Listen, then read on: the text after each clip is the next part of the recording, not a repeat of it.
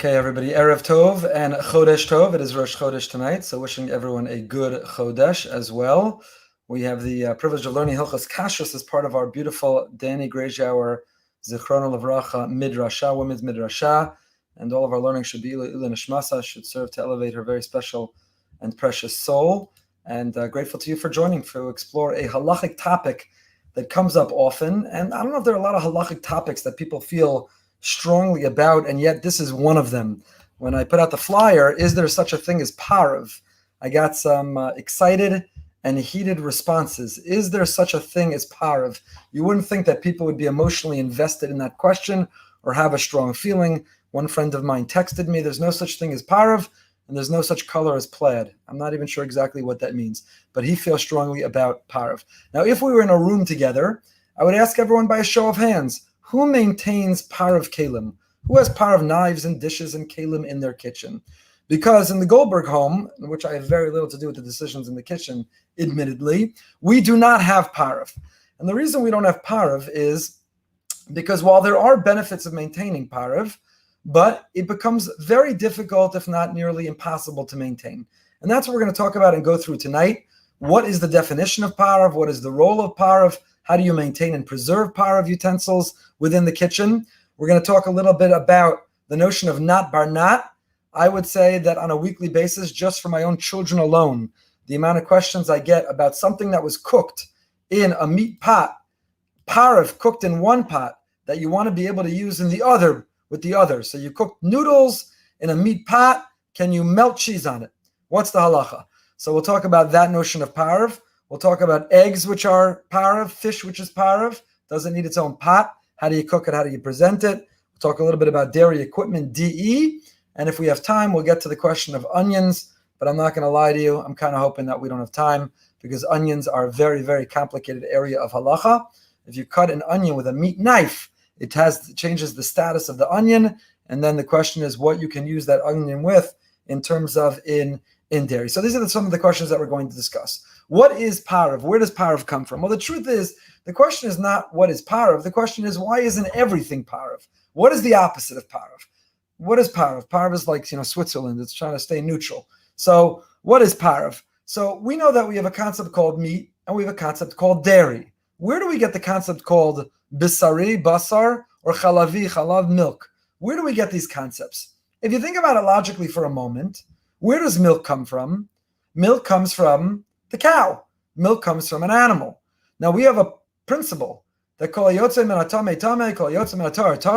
that whatever emanates, whatever comes out of something else has the status of the thing that it came out of. So therefore, all the product of a cow, all the pieces of the cow that are butchered and sold that we barbecue and enjoy, they all have the status of being bisari. They're all fleishigs. They're all meat. Why? Because they come from the cow. The anomaly and the real question is not why is the cow fleishigs, but meat. Why is meat or a steak fleishigs? The real question is why isn't milk fleishigs? Why is milk milchigs?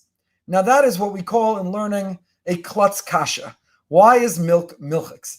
The answer is milk is milchigs because milk is the very definition of milchigs. And if I haven't confused you enough, let me explain. The Torah tells us in 3 separate places a pasuk. Laws of Kashrus. You're not allowed to cook a kid, an animal, a baby, in its mother's milk. And Chazal, our rabbis, understand from here 3 separate and parallel biblical laws that have to do with the definition, the laws of kashrus. You can't cook a kid in its mother's milk. So this pasuk becomes the source, the text of the differentiation between meat and dairy, fleishigs and milchigs. The gedi and the imo are the fleishigs. The chalev, the milk, is the milchigs. The fact that the Torah distinguished between the milk and the mother gives us the category called the mother, i.e. the meat, and the category called the milk, and anything produced from the milk, like cheese, which has the status of being dairy. You cannot have meat and dairy, what we call basar b'chalav. Because the Torah says it 3 separate times in 3 separate places, we in fact we learn 3 separate laws. We are balancing tonight both on Zoom and YouTube Live and Facebook Live. If you have questions, comments, or want clarifications, please feel free to submit in the chat in any of those three, and we'll try to get to them somehow miraculously. So the Torah distinguished and differentiated between the mother, which is called the meat, and the milk, which is called the dairy. And by differentiating and distinguishing between the two, it set out there are these two different categories. And it repeats this prohibition 3 times to teach me that there are 3 ways that this prohibition can be violated biblically.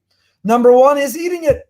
If I eat meat and dairy that are mixed together, not only mixed together, many people don't know this, but if you eat meat and dairy that are cooked together, if the meat and the dairy are not cooked together, so if you had a cold slice of cheese with a cold slice of deli and ate them together, you'd be violating a law, but not a biblical law. To violate the biblical law of eating meat and dairy, they actually have to be cooked together. The first prohibition is eating meat and dairy. The second prohibition is bishul, is cooking meat and dairy. That means to say you cannot work on the line at McDonald's where you are flipping cheeseburgers, because even if you have no intent, even if you are vehemently opposed to eating those cheeseburgers on multiple grounds, including kashrus, you nevertheless will violate the biblical prohibition just by cooking them. And the third prohibition is what's called the Isser Hana'ah. There's a prohibition to benefit from a mixture of meat and dairy. So that means that if I have a meat and dairy mixture, I can't sell it and derive a profit from it. If I have a meat and dairy dog food, I can't derive the benefit of my dog eating a dog food which has cooked meat and dairy in it together. And therefore, I have 3 separate prohibitions. You cannot cook a kid in its mother's milk. There's such a thing called meat. There's such a thing called dairy. If it doesn't fit neatly into one of those categories, meat or dairy, the gedi or imo or the chalev, then it falls into the category called pareve. Everything else is pareve. So really the default is pareve. That which grows from the ground, that which grows from the trees, it's all pareve. It's neutral. It doesn't have a status. It's not subject to a status. It's not a question of why it's not meat or dairy. The real thing that's the default is to be pareve. It's that the Torah specifically tells us that animals are meat and the milk that comes from them and anything produced with it is dairy. Now, as an aside, chicken. Is chicken pareve, meat, or dairy? So I don't want to confuse you, but biblically speaking, midoraisa, chicken is pareve. Biblically speaking, chicken is no different than an apple, an orange, or the wheat that grows from the ground. It's pareve. And chicken and milk are perfectly permissible, biblically speaking, because the Torah specifically delineated meat. That meat, which is defined by certain animals, not poultry, animals not poultry, animals are meat. Poultry is pareve. However, the rabbis came along and they said what we live, even in a secular sense today, that all poultry we categorize as meat. It's in the meat section of the supermarket. Chicken is sold with the meat because we think of chicken as being meat.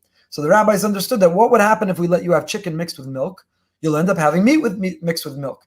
And therefore the rabbis came along and they said, chicken and milk is prohibited rabbinically, and we are strict. We treat that as a strict prohibition. And of course, we don't consume chicken with milk any more than we consume meat with milk. Parenthetically, the Talmud records that in the town of Rav Yossi HaGlili, they didn't adopt that rabbinic prohibition, and they ate chicken with milk, chicken parmesan, as Hanan says. They would eat chicken parm in the town of Rav Yossi HaGlili. If you are a descendant of Rav Yossi HaGlili and can prove that, then perhaps you're entitled to. Otherwise, we've all adopted the rabbinic stringency not to eat chicken with milk, just like we don't eat any meat with milk. So again, Pasuk says Laws of Kashrus 3 times. We learned 3 separate prohibitions that when it comes to animals which are meat or the milk that comes from them, which is dairy, you cannot cook them together, eat them cooked together, or derive any benefit from their being together. Everything else in the world, that which grows from the tree, that which grows from the ground, that which lives in the water, everything else has the status, even poultry, again, biblically, everything else has the status of being pareve. Good. That's when it comes to defining the foods. So when it comes to our utensils, some people, by the show of hands, those who are on Zoom where I can see you, some raise their hands to say that they maintain pareve utensils. So let's start with this question. What do you do? How do you use your pareve utensils? Why would you have a pareve utensil? Why would you maintain a pareve utensil? Because if there are foods that you don't want to designate either meat or dairy, and you don't want to limit what they can be eaten with, you might choose to cook or bake them in a pareve way so that they can maintain their neutrality. And therefore later they can take a side. Later, they can be eaten with meat or dairy. And in order to maintain their neutrality, their Pareve status, you want to cook them, make them with Pareve. The question is, what do you do with your Pareve utensils when you want to clean them? So you want a Pareve cake. And why do you want your Pareve cake?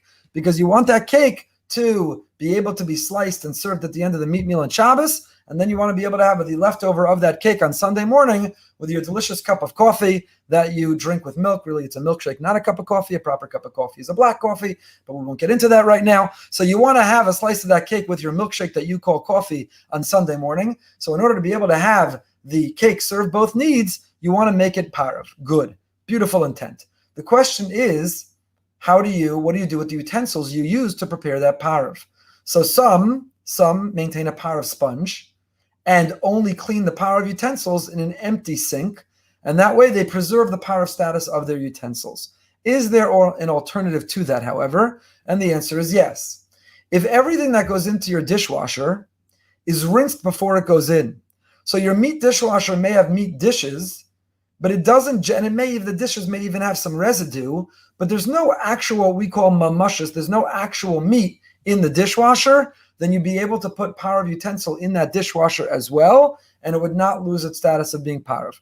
So if you rinse everything before it goes into either the meat or the dairy dishwasher, and you wash it through the cycle with soap, then your Pareve utensil would not lose its status as being Pareve.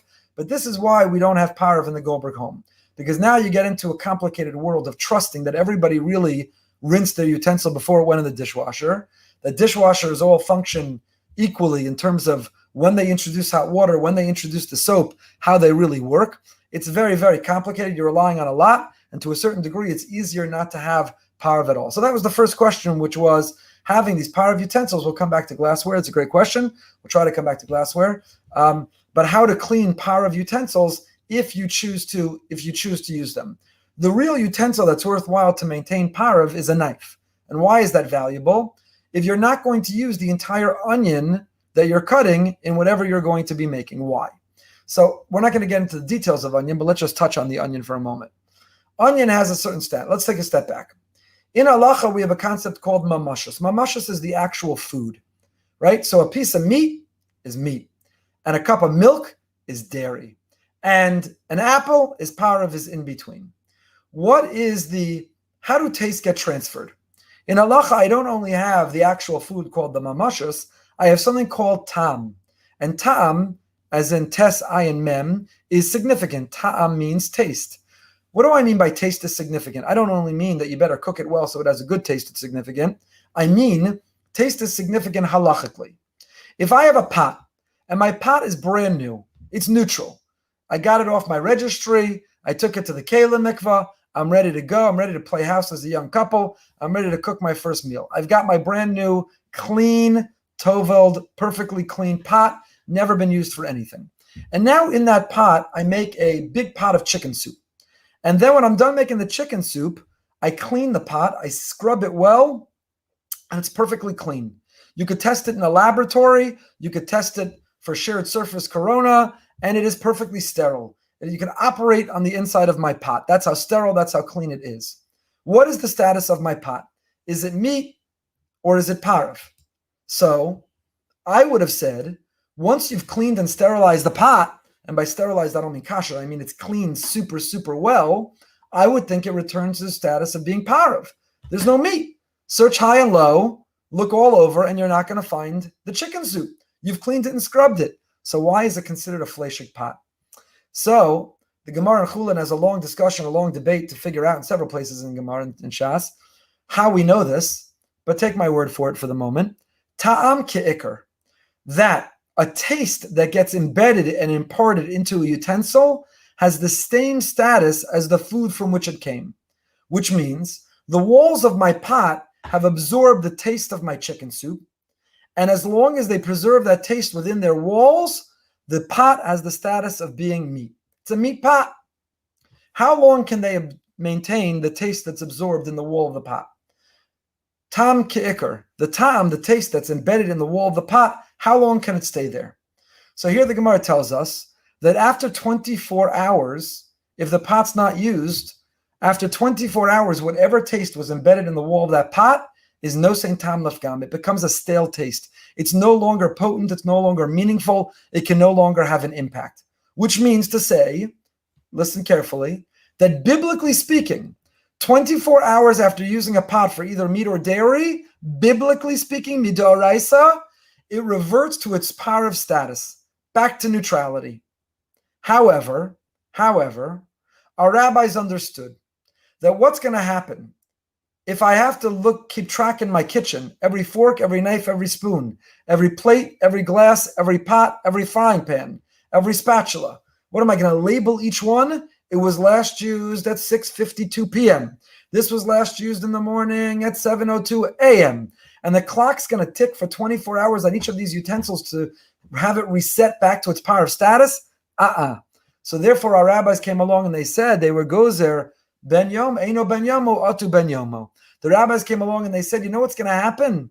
You're going to think something is 24 hours and 1 minute old. It went back to parav. So I made my chicken soup in the pot 24 hours and 1 minute ago. Now my pot is parav again. Now I can make my mac and cheese. But it turns out you're wrong. Your clock is wrong, or your tag, your label is wrong.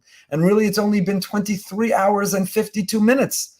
And now that pot, you're going to end up having meat and dairy. And therefore the rabbi said that even though biblically you only need one set of pots, and the Ra'ah, one of the Rishonim, only had one set, biblically speaking, you could have one set and just wait 24 hours before you use it for the opposite. Nevertheless, the rabbi said that is a recipe, not for a delicious meal, it is a recipe for disaster. And therefore, designate meat, designate dairy, know that they're separate, and you're good to go. But why is it significant? Why is what I'm telling you significant?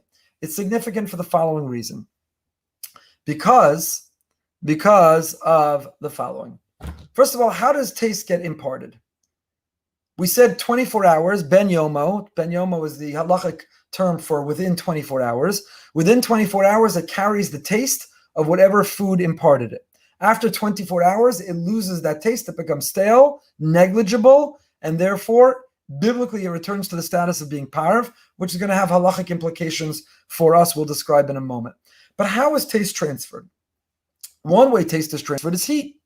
The presence of heat transfers a taste from the food into a utensil, so that even when the food is no longer there, i.e. I cleaned my pot, the pot still has a meat or a dairy designation because the heat that was put to the food made the pot absorb the taste of the food.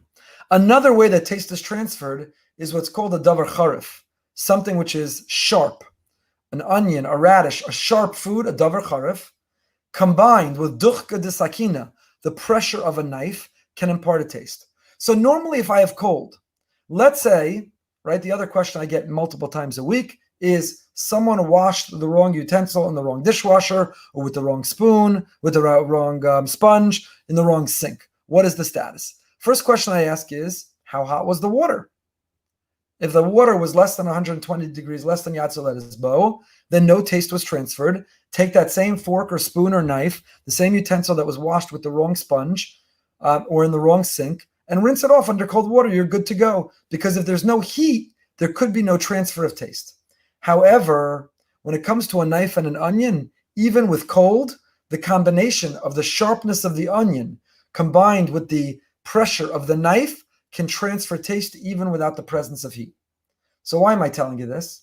Because if I have an onion and I cut the onion with my dairy knife, because half the onion I used in my omelet in the morning, what is the status of my onion? My onion is now a dairy onion. And what's going to happen? If I cut that onion at night, I used half the onion in the morning for my omelet, my cheese omelet, so I used my dairy knife to cut the onion. But now I want to cut that onion in the evening to use the other half in my, I'm so pathetic, I can't even think of a fleishig thing that you're making at night, in my fried onions to go on my steak.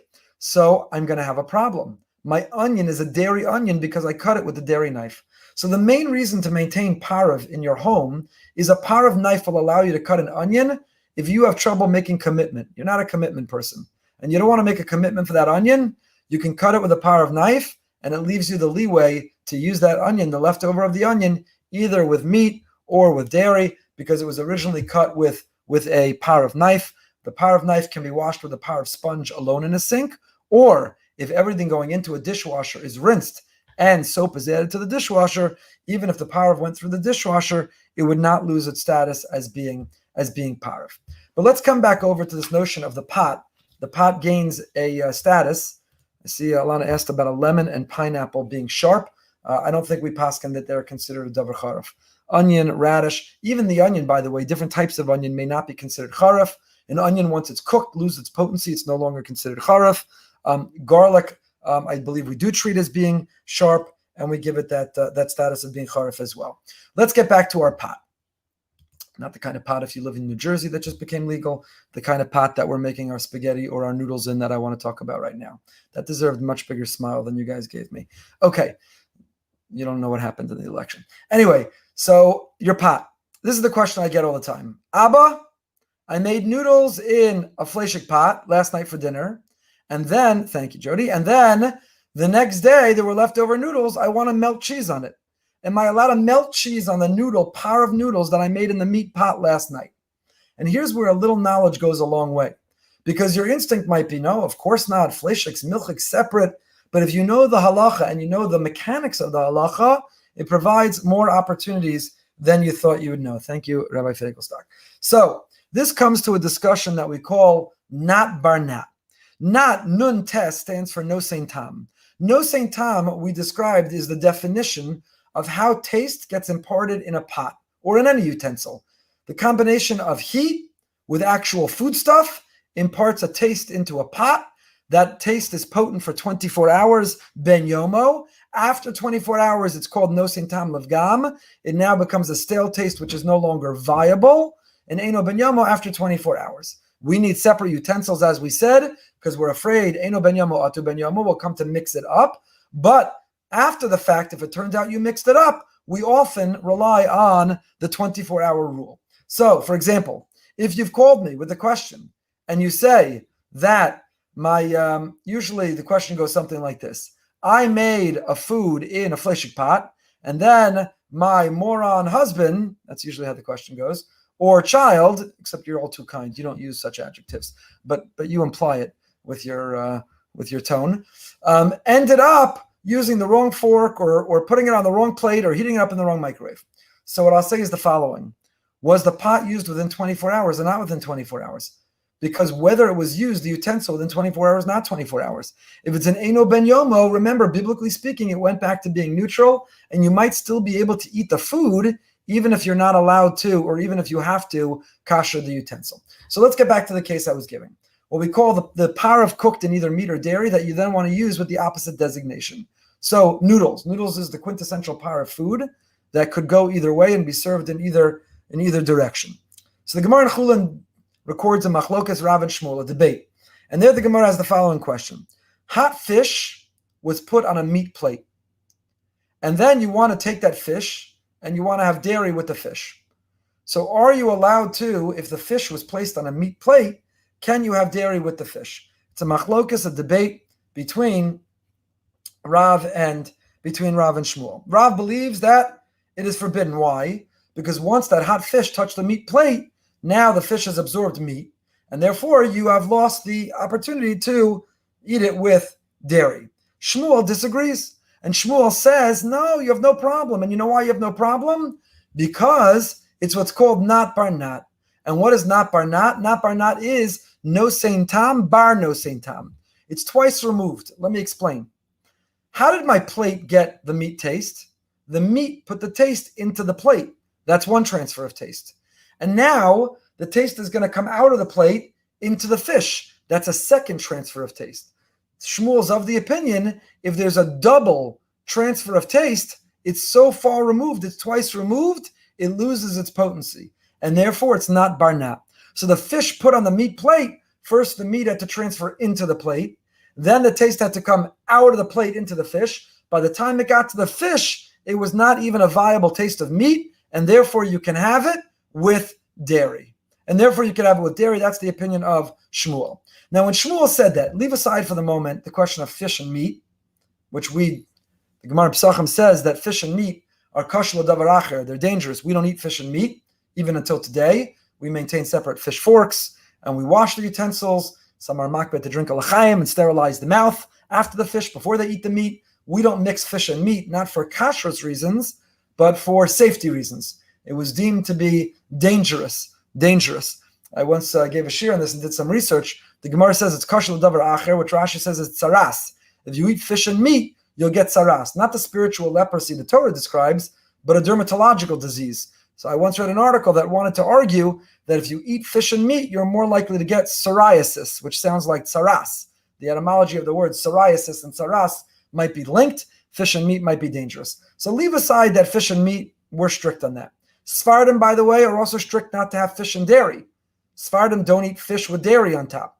That's another stringency of the Sephardim, not of the Ashkenazim. So leave aside the notion of the fish and the meat and the fish and the dairy, but think of it non-start of fish. Think of it as something pareve. A hot potato. You put a hot potato down on a meat plate, and now you want to melt cheese on the hot potato. Are you allowed to? That's the debate in the Talmud between Rav and Shmuel. Rav says, no, you can't. Why? Because the potato was on a meat plate, so it's got a meat taste. You can't put dairy on top of it. That's mixing meat and dairy. Shmuel comes along and he says, what are you talking about? It's twice removed. The meat had to transfer taste into the plate. The plate was clean when you put the potato down. Then the taste had to come out of the plate into the potato. By the time that the taste of the meat is twice removed, it had to go in the plate, out of the plate. By the time it got to the potato, it is so insignificant, it is such a weak strength that you absolutely can't have it with dairy. Now, how far did Shmuel go when he said you're allowed to have it together? This is a three-way machlokas rishonim, which I think I've confused you enough, so I'm not going to get into in detail. But our medieval commentaries debate just how far Shmuel meant to go with not bar not. No sein tam bar no sein tam, a twice removed taste. How far did he mean to go? I'll skip the debate and take you right to the bottom line. The bottom line is a debate, a machlokas between the Shulchan Aruch and the Ramah, Ashkenazim and Sephardim. You have to know your heritage, you have to know where you come from to know how to practice. Sephardim are lenient in this area. And Sephardim say the following: when something is a twice removed taste, it is in fact so weak, you're allowed to mix it with dairy, even intentionally. What do I mean? I mean, if I made noodles in a meat pot, even if the pot had been used for meat within 24 hours, I'm allowed to take those pot of noodles and in another pot, melt cheese on top of them. That's the Sephardi practice. Why? Because my meat pot, even if we're used within 24 hours, it's a twice removed taste. First the meat went in the pot, and then it comes from the pot into the noodles. By the time it hits the noodles, it is such an insignificant taste that I'm allowed to melt cheese on those noodles. That's the Sephardi practice. That's how lenient Sephardim go. Ashkenazim are more strict. Not necessarily in general, but in this particular area. And Ashkenazim say the following. Ashkenazim say, if your child came to you and they said, you know, I melted cheese on the noodles you made last night. And you say, oh, I made those noodles in a meat pot. And I made the noodles in a meat pot that had been used within 24 hours. Are you allowed to eat the noodles? The answer is yes. Even Ashkenazim would say yes, because of not bar not. Within 24 hours, you cannot intentionally melt noodles on. But if somebody did it by accident, you're allowed to eat it because twice removed the taste. However, even Ashkenazim say the following. They say if the meat pot has not been used for 24 hours for meat, so I take a meat pot that's not been used for 24 hours for meat, and I make noodles in it, and now I have pareve noodles made in a meat pot, am I allowed to melt cheese on those noodles? Even Ashkenazim say yes. If the pot had not been used for 24 hours for meat, I'm allowed to intentionally melt cheese on those pareve noodles. However, here's the caveat.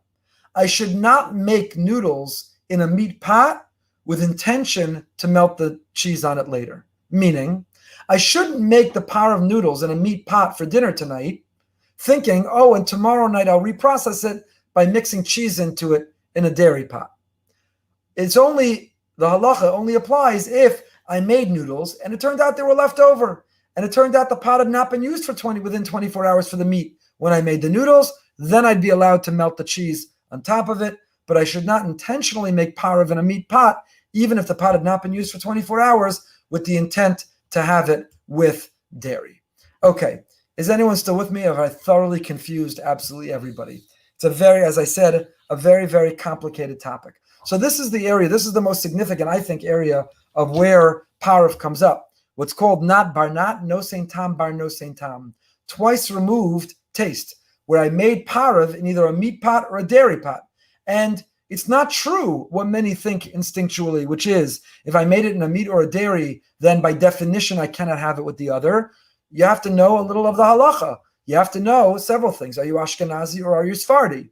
Was the pot used within 24 hours for the meat or not used within 24 hours for the meat? What was the intention when you made the noodles in there? But the way it'll come out, very often you would be allowed to have pareve made in a meat pot with dairy or pareve made in a dairy pot with meat, even after the fact. That is what's called no sein tam bar no sein tam, twice removed taste of either the meat or the dairy, which enables you to preserve your status of being pareve.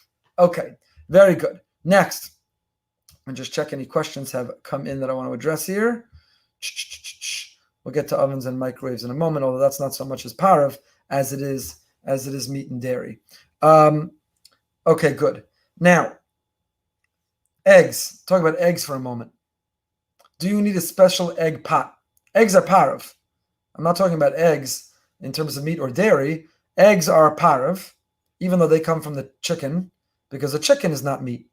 So, therefore, remember what we said. Midoraisa, biblically speaking, chicken is pareve.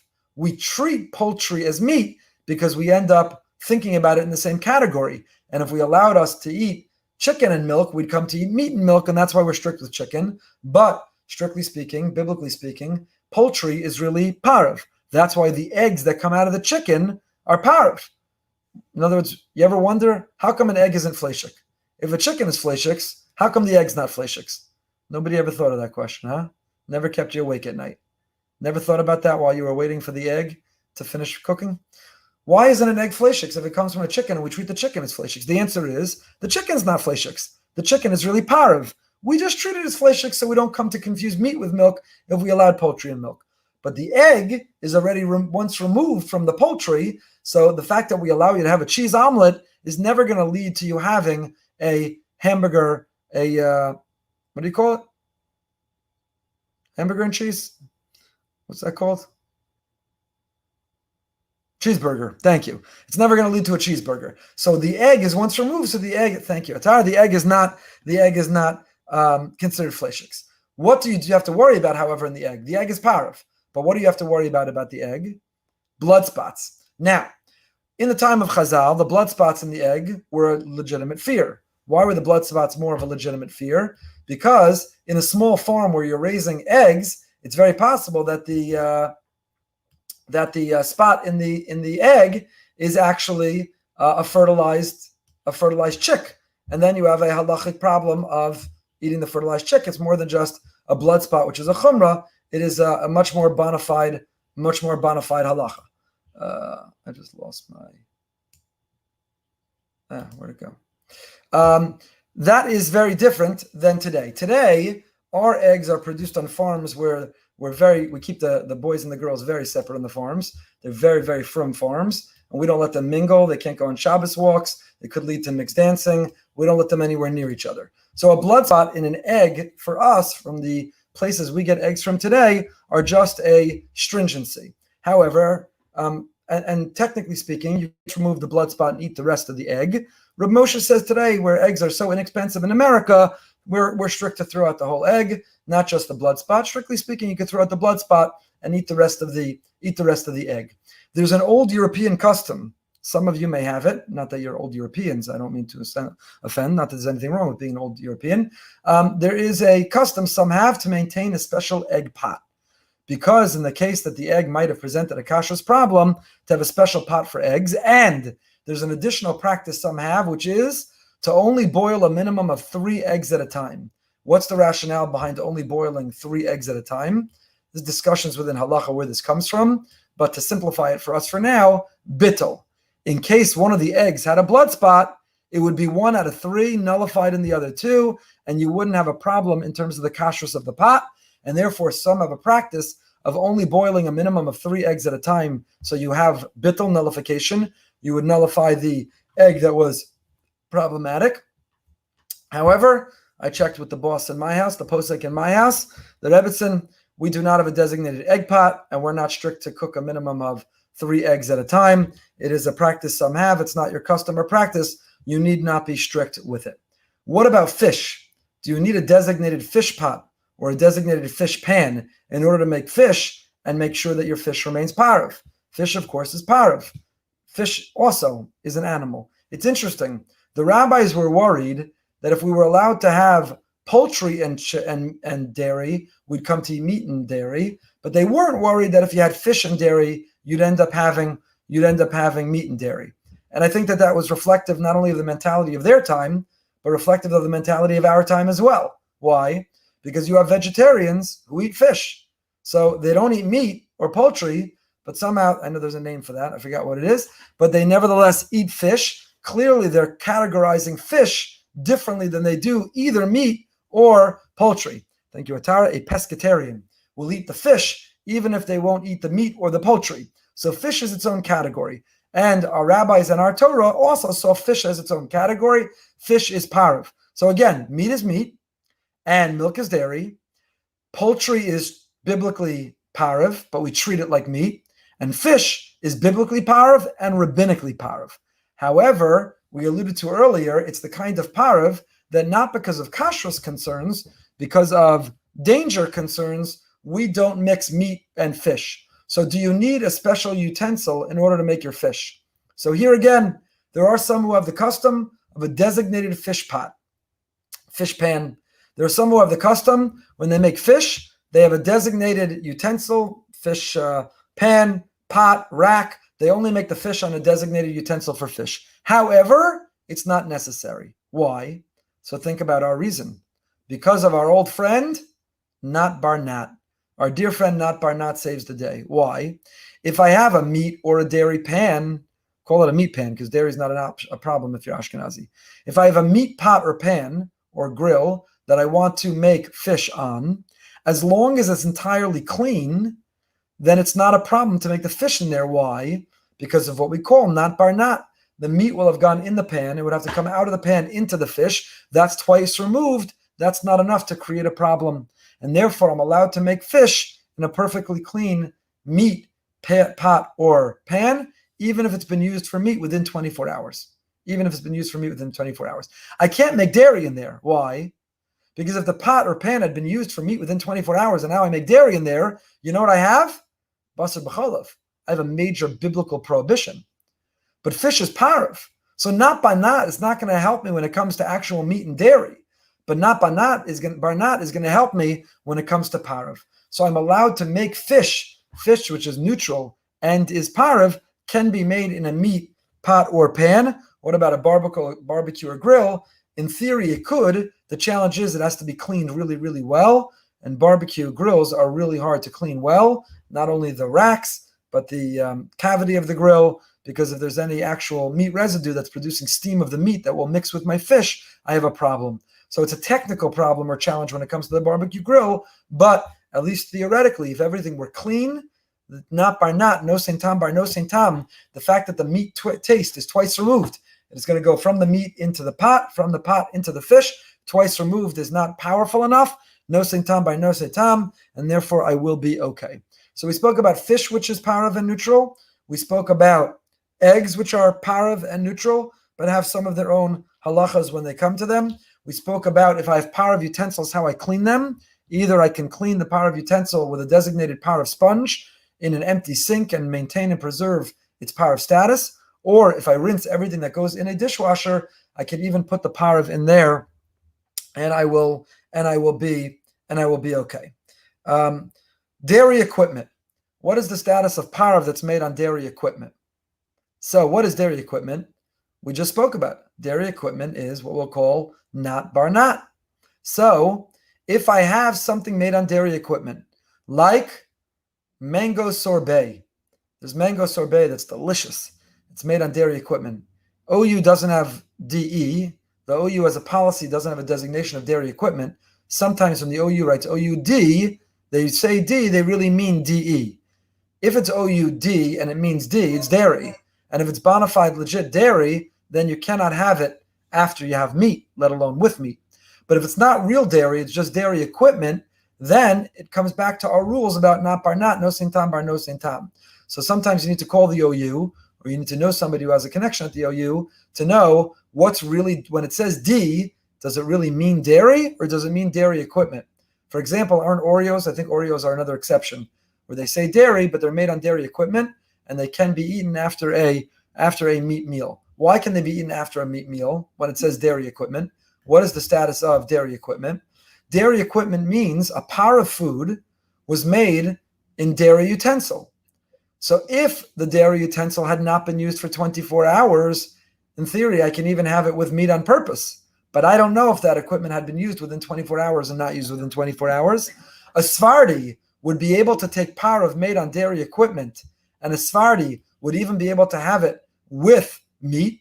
And Ashkenazi, because it's possible the dairy equipment had been used for dairy within 24 hours, can have it after meat, but not with meat. Why? Because of no sein tam bar no sein tam, our old friend, not bar not. When it comes to dairy equipment, DE. Dairy equipment means dairy equipment. There's no dairy ingredient, but it was made on equipment. It was made on a utensil that had previously absorbed dairy, but now it's going to be twice removed. If my gelato was made on equipment that previously made dairy, the taste of the dairy had to go from the dairy into the utensil, from the utensil into my sorbet or gelato. By the time it gets in my gelato or sorbet, it is so weak that, in fact, it's not called dairy. It's called not bar not, no sein tam bar no sein tam, twice removed, and therefore I'm allowed to have that sorbet after a meat meal. By the way, for the same reason, if I eat pareve noodles made in a fleishig pot, do I have to wait 6 hours to have dairy? My milkshake that I call coffee? No. Why? Not bar not. No sein tam bar no sein tam. My pareve noodles that are made in a meat pot, even if the meat pot had been used within 24 hours for meat, it's twice removed by the time it gets to the noodles. So that's enough that I shouldn't intentionally mix the noodles with dairy, but the noodles don't have a real status of meat that would require me to wait for 20, would require to wait however long I wait for meat. An hour, 3 hours, 5 hours, or 6 hours, it would not have a real status of meat that would require me to wait for 6 hours after the fact. So we didn't really get to the onion. Maybe we'll do next time about an onion. What happens if you cut an onion with a dairy knife and you put it in your meat food processor? What happened if you cut an onion with a dairy knife and then you made your potato kugel in your fleishig pan and your fleishig oven? These questions come up way too often. So the onion complicates things enormously. We'll get to that maybe in a future time. The main lesson for tonight, it's like Sesame Street. You know, the letter of tonight, the number of tonight is not bar not. That is our hero for tonight. Not bar not. No sein tam bar no sein tam is what makes the life of pareve worth living. Now, if you understand that you could rely on no sein tam bar no sein tam, if you understand that you can cook pareve things in a meat or a dairy utensil that hadn't been used in 24 hours, and it still gives you flexibility how to use it, it still wouldn't make you meat even if it were made in a meat pot. Now you may come to the same conclusion, which is it's not necessary to have pareve utensils. To me, the only compelling reason to have pareve is one pareve knife to cut onions when you're not ready to make a commitment with the leftover onion. If you're cutting an onion that you're not ready to make a commitment with, it pays to have a pareve knife with which you always cut the onion. But other than that, even if you use meat or dairy, but you're cooking pareve, the rules of not bar not will allow you to eat it with the opposite. So let's go back to the way we began.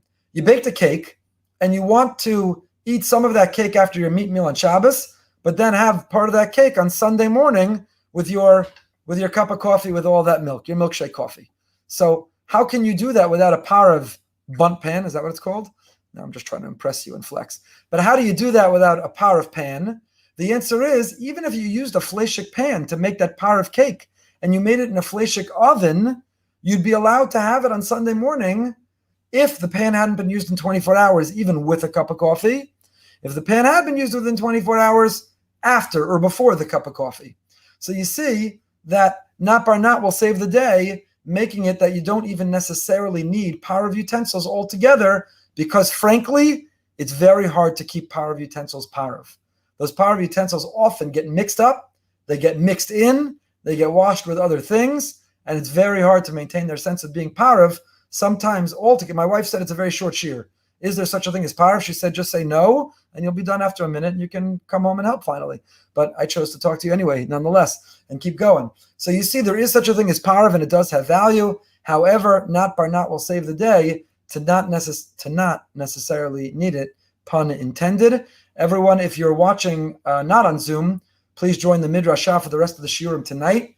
They're fantastic classes that are coming up for the rest of the evening, and you can find them at brsonline.org/midrashah, brsonline.org/midrashah. The next class is Mrs. Amy Horowitz, followed by Rebbitzin Maltauger. Thank you so much for joining us tonight.